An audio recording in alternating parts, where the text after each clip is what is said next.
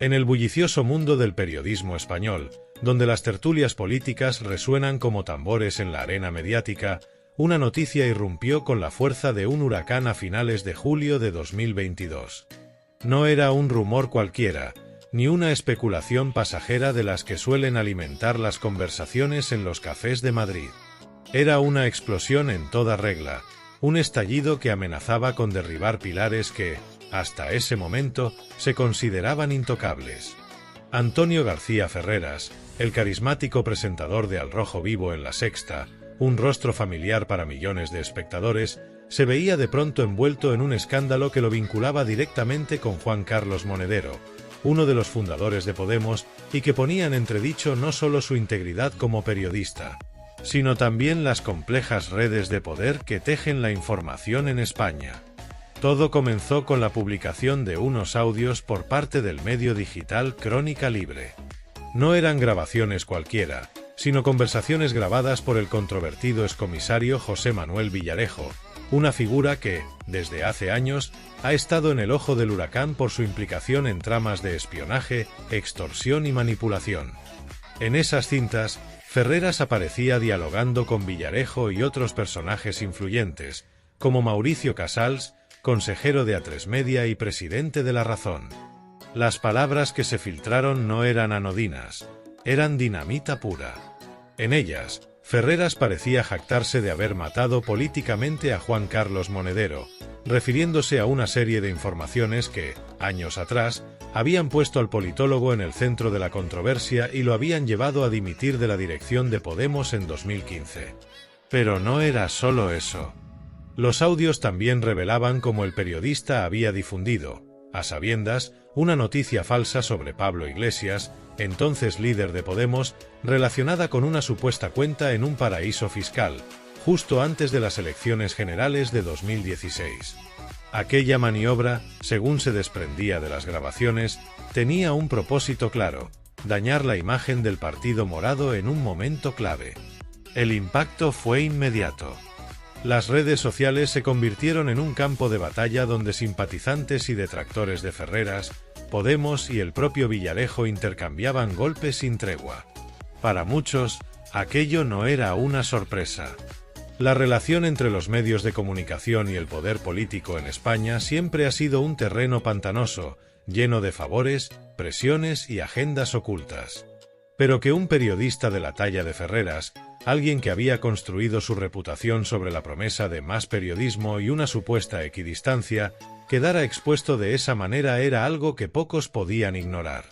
Juan Carlos Monedero, por su parte, no tardó en reaccionar. En una entrevista para Público, el medio afín a las ideas de Podemos, no se anduvo con rodeos. Ferreras es un mafioso que hace daño al periodismo y a la democracia, declaró, con la contundencia que lo caracteriza. Para él, los audios no eran solo una prueba de la animadversión personal del presentador, sino la confirmación de una conspiración más amplia, un entramado que involucraba a policías corruptos, empresarios mediáticos y políticos conservadores para frenar el ascenso de Podemos. La historia de cómo Ferreras mató a Monedero, según los audios, se remontaba a varios episodios concretos. Uno de ellos tuvo como epicentro las declaraciones que Monedero hizo en 2014, cuando sugirió que la Guardia Civil había introducido droga en el País Vasco como parte de una estrategia para desestabilizar a la juventud independentista. Aquellas palabras, sacadas de contexto y amplificadas por medios como El Mundo, desataron una tormenta de críticas. Ferreras, desde su programa en La Sexta, no solo dio eco a la polémica, sino que, según él mismo admitió en las grabaciones, aprovechó el momento para invitar a Monedero a debatir en directo, sabiendo que el politólogo se negaría. Cuando Monedero optó por acudir a Cuatro para dar su versión, Ferreras lo interpretó como una afrenta personal y, en sus propias palabras, decidió matarlo mediáticamente. Pero el golpe definitivo llegó meses después, cuando se destapó que Monedero había facturado 425.000 euros a través de su empresa, Caja de Resistencia Motiva 2, por un informe encargado por el gobierno de Venezuela. La noticia, publicada por El Plural, fue recogida con fervor por Al Rojo Vivo, donde Ferreras presentó el asunto como un escándalo de proporciones épicas, cuestionando la ética de Monedero y su coherencia ideológica. Para entender el alcance de este enfrentamiento, hay que retroceder al contexto político de aquellos años. Podemos había irrumpido en la escena española en 2014 como una fuerza renovadora, un ariete contra el bipartidismo que dominaba el país desde la transición. Monedero, con su verbo afilado y su formación académica, era una de las cabezas visibles del proyecto, un ideólogo que conectaba las ideas de la izquierda latinoamericana con las demandas del 15M. Pero su ascenso también lo convirtió en un objetivo. Los medios tradicionales, en su mayoría controlados por grandes grupos empresariales con intereses alineados al PP y al PSOE, vieron en Podemos una amenaza a sus privilegios. Ferreras, desde La Sexta, se presentaba como una excepción, un periodista progresista en un canal que aspiraba a ser la voz de la izquierda moderna. Sin embargo, los audios de Villarejo pintaban un cuadro muy diferente. El de un comunicador dispuesto a jugar sucio para mantener su influencia y satisfacer a quienes, desde las sombras, movían los hilos del poder. La reacción de Ferreras ante la filtración no hizo más que avivar el fuego. En un programa especial de Al Rojo Vivo, el periodista salió al paso de las acusaciones con una defensa que muchos consideraron tibia. «Nunca he dado una información falsa a sabiendas», afirmó, insistiendo en que, cuando difundió la noticia de la cuenta de Iglesias en las Granadinas, permitió que el líder de Podemos se explicara en antena. También negó que La Sexta hubiera participado en una campaña sistemática contra el Partido Morado, atribuyendo las críticas a una supuesta labor periodística rigurosa. Sin embargo, su explicación dejó más preguntas que respuestas. ¿Por qué, si sabía que la información sobre Iglesias era demasiado burda, decidió darle difusión? ¿Qué lo llevó a reunirse con Villarejo, un personaje cuya reputación estaba ya bajo sospecha en 2016? Y, sobre todo, ¿cómo podía mantener su credibilidad tras admitir en privado que había matado a Monedero? Las críticas no se hicieron esperar. Desde Podemos, las voces más destacadas, como Pablo Iglesias y Irene Montero, aprovecharon el escándalo para señalar lo que llevaban años denunciando, la existencia de unas cloacas mediáticas que, en connivencia con sectores del PP y la policía, buscaban desprestigiarlos. Iglesias, que había abandonado la política en 2021 para dedicarse a proyectos audiovisuales, fue especialmente duro. En su programa La Base, calificó a Ferreras de sicario mediático y exigió que no volviera a ejercer como periodista. Monedero, por su parte, anunció su intención de demandar tanto al PP como a Villarejo, aunque no especificó si incluiría a Ferreras en la querella. Fuera de España, el caso también tuvo eco. Presidentes como Alberto Fernández de Argentina, Gabriel Boric de Chile y Gustavo Petro de Colombia, así como el líder francés Jean-Luc Mélenchon, condenaron en redes sociales lo que consideraron un ataque deliberado contra la izquierda española, elevando el escándalo a una dimensión internacional. Pero no todo el mundo vio a Ferreras como el villano de la historia. En algunos círculos periodísticos y políticos, se defendió su trayectoria. Argumentaban que el presentador, con casi 4 décadas de experiencia, había sido un pilar en la cobertura de eventos como la Expo 92 o las elecciones generales, y que su estilo incisivo era parte de su oficio. Para ellos, los audios eran una maniobra de Villarejo para desacreditar a un enemigo mediático, y las palabras de Ferreras, aunque desafortunadas, no reflejaban necesariamente una conspiración. Incluso en La Sexta, fuentes internas salieron en su defensa, asegurando que el canal había dado espacio a todas las voces, incluidas las de Podemos, y que las acusaciones de parcialidad eran exageradas. Sin embargo, el daño estaba hecho.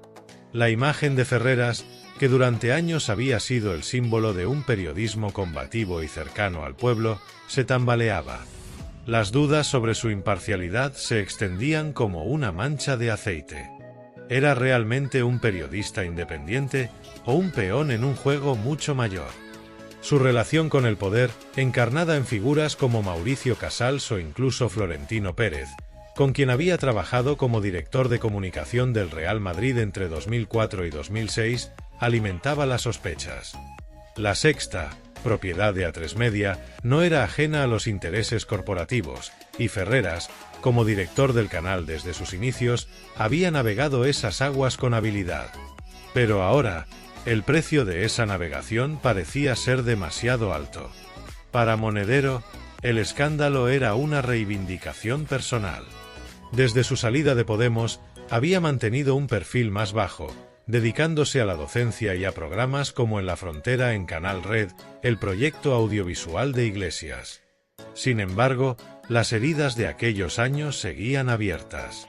El caso de los 425.000 euros, que él siempre defendió como un trabajo legítimo de asesoría para gobiernos latinoamericanos, había sido un golpe duro, no solo por las sanciones de Hacienda y la Universidad Complutense, sino por la campaña mediática que lo acompañó. Ver a Ferreras expuesto le ofrecía una suerte de justicia poética, aunque no borraba el daño sufrido. En sus intervenciones públicas, insistía en que el verdadero problema no era él ni Ferreras, sino un sistema mediático que privilegiaba el espectáculo sobre la verdad y que castigaba a quienes desafiaban el statu quo. A medida que pasaban los días, el escándalo se ramificaba. Los audios de Villarejo no solo comprometían a Ferreras, sino que apuntaban a una red más amplia de manipulación informativa. Nombres como Eduardo Inda, director de OC Diario y autor de la noticia falsa sobre Iglesias, reaparecían en el debate. Inda, conocido por su estilo sensacionalista, había sido un aliado tácito de Ferreras en la difusión de rumores contra Podemos, y los audios sugerían que ambos compartían una visión pragmática del periodismo, donde la veracidad era secundaria frente al impacto. Otros medios, como La Razón y El Mundo, también quedaban salpicados, reforzando la idea de que la prensa española estaba lejos de ser un cuarto poder independiente. En paralelo, el caso abría un debate más profundo sobre el oficio periodístico. ¿Qué significaba ser imparcial en un país donde los medios dependían de grandes conglomerados y favores políticos? Ferreras había construido su carrera sobre la premisa de que el periodismo debía ser un contrapeso al poder, pero los audios lo mostraban como un actor más en ese juego. Sus críticos lo acusaban de hipocresía, mientras sus defensores pedían matices. Nadie, decían, estaba libre de presiones en un entorno tan polarizado. La Sexta, que durante años había sido vista como un bastión progresista frente a la hegemonía conservadora de medios como Telecinco o TVE, perdía lustre. Y con ella, la confianza de una audiencia que empezaba a cuestionar todo lo que veía en pantalla. El escándalo también tuvo repercusiones personales para Ferreras. Su relación con Ana Pastor, su pareja y colega en La Sexta, se vio bajo el escrutinio público. Aunque Pastor no estaba implicada en los audios, Monedero la mencionó en una de sus diatribas, recordando que ella y Ferreras eran compañeros de trabajo y acusándola de guardar silencio ante las indecencias de su marido. Pastor, conocida por su rigor en programas como El Objetivo, optó por no responder directamente, pero su posición se volvió incómoda. En un medio donde las lealtades personales y profesionales a menudo se entrelazan, el caso ponía a prueba no solo su relación, sino su propia credibilidad. Con el paso de las semanas, el foco mediático comenzó a dispersarse, como suele ocurrir en España con los grandes escándalos. Otros titulares, otras polémicas, fueron ocupando el espacio que Ferreras y Monedero habían dominado. Sin embargo, las secuelas perduraban.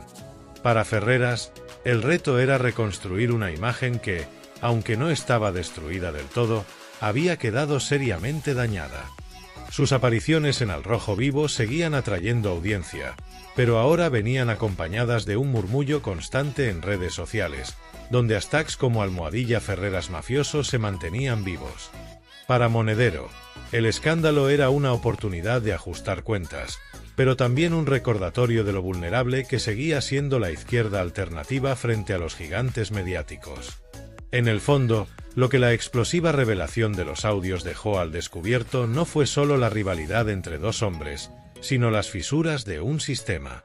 Ferreras y Monedero, cada uno a su manera, eran productos de su tiempo.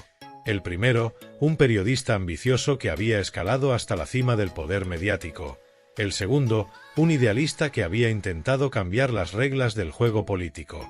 Su choque era el reflejo de una España dividida, donde la verdad a menudo se sacrificaba en el altar de la influencia. Y mientras las ondas de aquel huracán seguían reverberando, una pregunta flotaba en el aire. ¿Quién, en última instancia, saldría indemne de un escándalo que había desnudado las entrañas del periodismo y la política? La respuesta, como tantas veces en este país, seguía siendo esquiva, perdida entre el ruido y la furia de una sociedad que aún buscaba su norte.